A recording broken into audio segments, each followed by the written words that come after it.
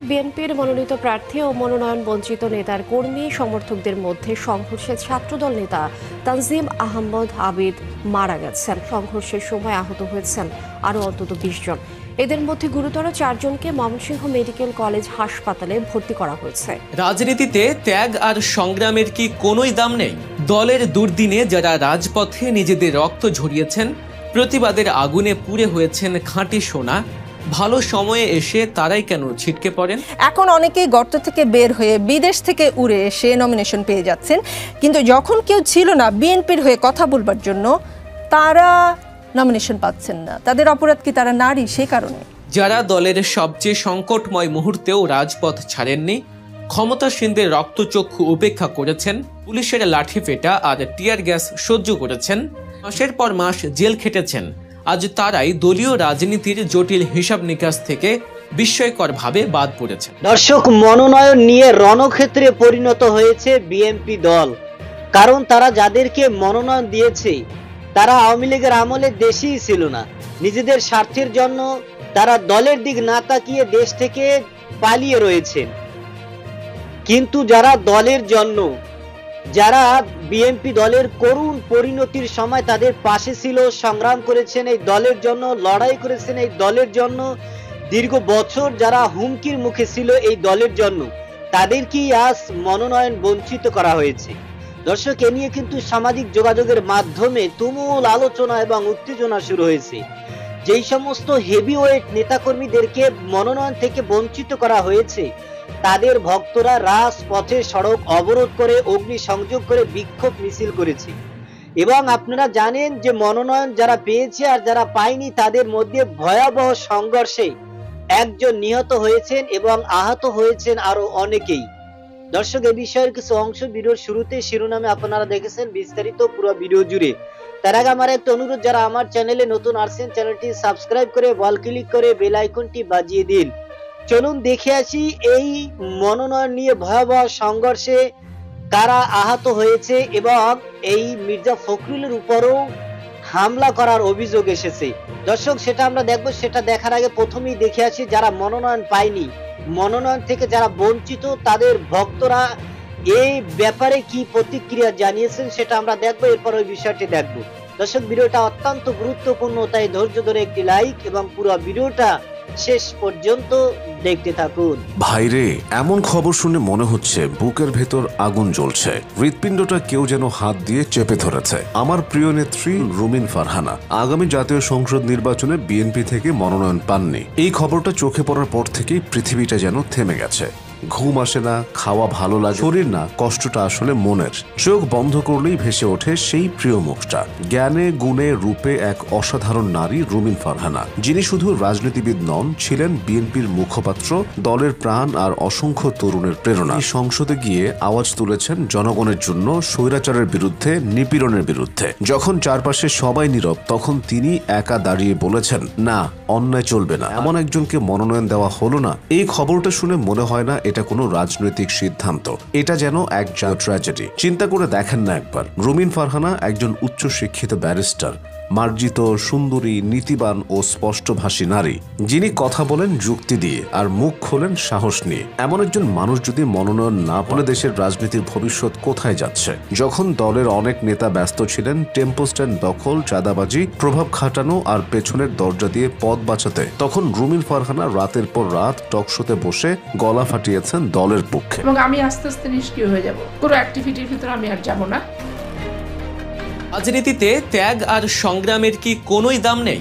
দলের দুর্দিনে যারা রাজপথে নিজেদের রক্ত ঝরিয়েছেন, প্রতিবাদের আগুনে পুড়ে হয়েছেন খাঁটি সোনা, ভালো সময়ে এসে তারাই কেন ছিটকে পড়ে? বাংলাদেশ জাতীয়তাবাদী দল বা বিএনপি কি তাদের পরীক্ষিত, লড়াকু এবং নিবেদিত প্রাণ নারী নেত্রীদের ভুলে যাচ্ছে? এই প্রশ্নগুলো এখন শুধু রাজনৈতিক বিশ্লেষকদের নয়, বরং বিএনপির লক্ষ লক্ষ তৃণমূল কর্মীর মনেও ঘুরপাক খাচ্ছে।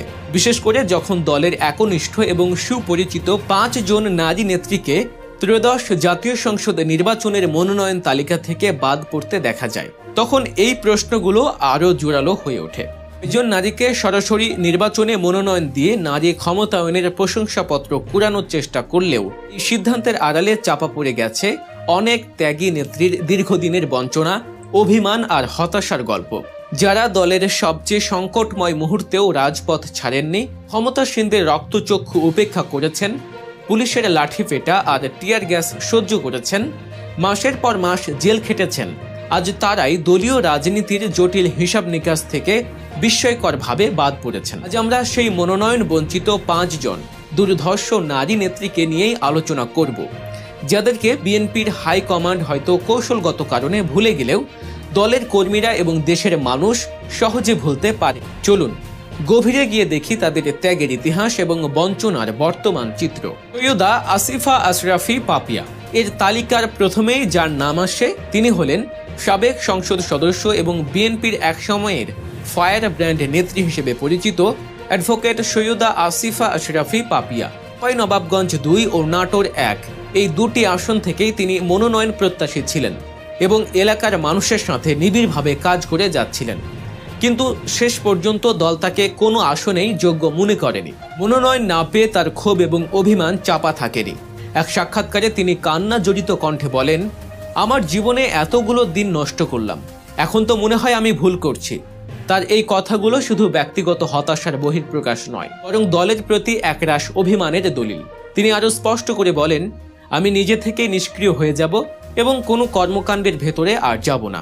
পাপিয়ার এই অভিমানী বক্তব্য থেকেই বোঝা যায় দলের জন্য তার ত্যাগ কতটা গভীর ছিল। 1-11 থেকে শুরু করে বর্তমান সরকারের অধীনে বিএনপির প্রতিটি ফ্যাসিবাদ বিরোধী আন্দোলনে তিনি সামনের সারিতে থেকে নেতৃত্ব দিয়েছেন, হেঁটেছেন। কিন্তু তার স্বামী বিএনপির যুগ্ম মহাসচিব হারুনুর রশিদকে চাঁপাইনবাবগঞ্জ 3 থেকে মনোনয়ন দেয়ায় পাপিয়াকে বঞ্চিত করা হয়েছে বলে মনে করছেন তার সমর্থকরা। যদিও পাপিয়ার রাজনৈতিক পরিচিতি এবং ক্যারিয়ার তার স্বামীর পরিচয়ের অনেক আগে থেকেই প্রতিষ্ঠিত, এই সিদ্ধান্তে স্থানীয় কর্মীদের মধ্যে যে তীব্র ক্ষোভ ও দলীয় কোন্দলের সৃষ্টি হয়েছে তা বিএনপির জন্য একটি বড় ধরনের অশনি সংকেত, যা নির্বাচনের মাঠে নেতিবাচক প্রভাব ফেলতে পারে। নীলুফার চৌধুরী মনি জামালপুরের অগ্নিকন্যা হিসেবে যিনি দেশব্যাপী পরিচিত, সেই নীলুফার চৌধুরী মনির রাজনৈতিক পথচলা শুরু হয়েছিল 90-এর উত্তাল স্বৈরাচার বিরোধী আন্দোলনের মাধ্যমে। সেই থেকে আজ পর্যন্ত দলের প্রতিটি মুক্তি সংগ্রামে তিনি ছিলেন একজন অক্লান্ত যোদ্ধা। গণতন্ত্র পুনরুদ্ধারের এই দীর্ঘ লড়াইয়ে তার মতো স্বচ্ছ ভাবমূর্তি এবং সংগ্রামী নেত্রীকেও যখন দলীয় ষড়যন্ত্রের শিকার হতে হয়, তখন তৃণমূলের কর্মীদের হতাশ হওয়াটাই স্বাভাবিক। মনোনয়ন না পাওয়ায় তার সমর্থকরা এতটাই ক্ষুব্ধ যে তারা প্রকাশ্যে জামায়াতকে ভোট দেওয়ার হুমকি পর্যন্ত দিয়েছেন। দর্শক, আপনারা জানেন যে রাজনীতির মহলে, রাজনীতির অঙ্গে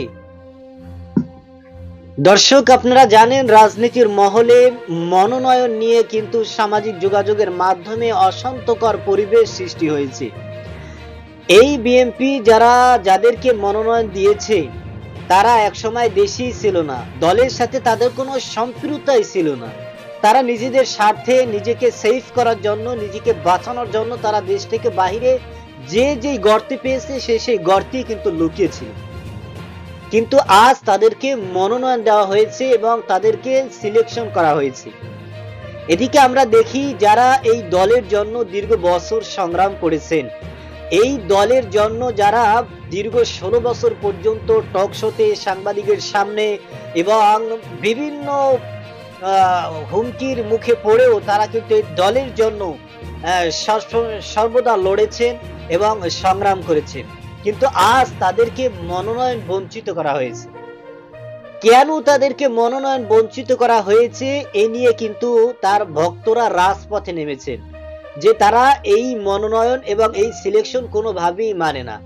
কারণ যারা দলের জন্য কোনো ত্যাগ, কোনো কষ্ট করে নাই তাদেরকে সিলেকশন করা হয়েছে, আর যারা কষ্ট করেছেন, দীর্ঘ বছর দলের জন্য সংগ্রাম করেছেন, তাদেরকে বঞ্চিত করা হয়েছে। এটা আসলেই রহস্যজনক একটি ঘটনা। এবং এই যে ঘটনাটি হয়েছে, নেতাকর্মীদের মন ভেঙে চুরমার হয়ে গেছে এবং তারা সকলেই এই ব্যাপারে ক্ষিপ্ত হয়ে আছেন। এই 10 জন হেভিওয়েট নেতাকর্মীদের মধ্যে অন্যতম হচ্ছে রুমিন ফারহানা। আপনারা জানেন যে তিনি একজন নারী হয়েও তিনি কিন্তু সব সময় বলিষ্ঠ কণ্ঠস্বরে তিনি এই দলের জন্য সব সময় কথা বলে গিয়েছেন এবং এই দলের জন্য সে সব সময় হুঙ্কার দিয়েছেন, এই দলের জন্য সে গর্জন দিয়েছেন এবং তিনি এখনো দলের সাথে আছেন, ভবিষ্যতেও দলের সাথে থাকার প্রতিশ্রুতি দিয়েছেন। এবং তিনি বলেন এই দলের যখন করুণ পরিণতি ছিল তখন কাউকে আমি পাশে পাইনি। কেউ যে দলের পক্ষ হয়ে কথা বলবে, দলের সাপোর্ট হয়ে কথা বলবে, এমন কোনো মানুষ এই বিপদের সময় পাওয়া যায়নি। কিন্তু আজ তারা মনোনয়ন পেয়েছে, আমাদেরকে এখনো মনোনয়ন দেওয়া হয়নি, এটা আসলে কোনোভাবেই ঠিক হয়নি। দর্শক, যার কারণে কিন্তু এই যারা মনোনয়ন পেয়েছে আর যারা পায়নি এদের মধ্যে কিন্তু একটা সংঘর্ষ, হামলা এবং এদের মধ্যে একটা অশান্তকর পরিবেশ সৃষ্টি হয়ে গেছে, যার কারণে বাংলাদেশের বিভিন্ন স্থানে বিভিন্ন জায়গায় কিন্তু এই মারামারি, হানাহানি, এমনকি বিএনপির কেন্দ্রীয় কার্যালয় পর্যন্ত ভাঙচুর করা হয়েছে, সেখানে অগ্নি সংযোগ করা হয়েছে এবং মির্জা ফখরুলের উপরেও আক্রমণ করার একটা পরিকল্পনা কিন্তু এই যাদেরকে মনোনয়ন দেওয়া হয়নি তাদের ভক্তরা পরিকল্পনা করেছে। দর্শক, সর্বশেষ বলতে হয়, যারা কষ্ট করেছেন দলের জন্য, যারা দলের সাথে থেকেছেন, এখনো আছে, থাকবে, তাদেরকে এই অতি দ্রুত চিন্তা ভাবনা করে এরপরে তাদেরকে মনোনয়ন দেওয়া উচিত, এটাই বিএনপি দলের সর্বস্তরের নেতা কর্মীদের আহ্বান এবং তাদের দাবি। দর্শক, এই বিষয়ে আপনার জন্য যদি কোনো মতামত থাকে সেটা আমাদের কমেন্ট সেকশনে জানাতে পারেন। আজ এ পর্যন্তই। সুস্থ থাকবেন, ভালো থাকবেন, দেখা হবে আগামী কোনো ভিডিওতে, কথা হবে নতুন কোনো বিষয় নিয়ে। সে পর্যন্ত ভালো থাকবেন, আর এ ধরনের নিত্য নতুন খবর পেতে আমাদের চ্যানেলটি সাবস্ক্রাইব করবেন, লাইক করবেন, শেয়ার করবেন, আমাদের পাশে থাকবেন। ধন্যবাদ।